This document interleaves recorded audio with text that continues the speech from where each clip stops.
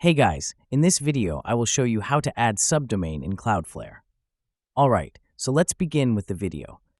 Let's start by logging into your Cloudflare dashboard. Once you're in, select the domain or zone you want to work with from the list. It's important to make sure you're working on the correct domain, especially if you manage multiple sites. After selecting your domain, navigate to the DNS section from the left-hand menu. This is where you manage all your domain's DNS settings.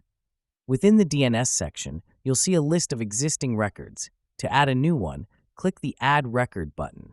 This will open a form with several options to configure. Your first decision is to choose the record type. If you're pointing your subdomain to an IPv4 address, you should select an A record.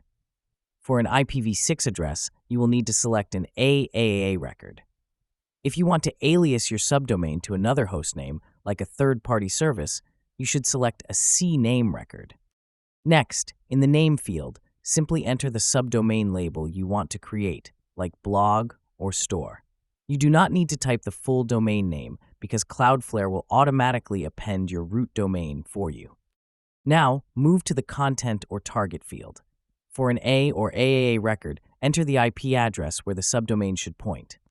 For the TTL, or time to live, the simplest and most efficient option is to leave it set to auto. Finally, set the proxy status. This is a crucial Cloudflare feature. For the orange cloud, labeled proxied, traffic is routed through Cloudflare's global network, providing CDN, DDoS protection, and SSL security. Once all the fields are filled in and double-checked, click Save.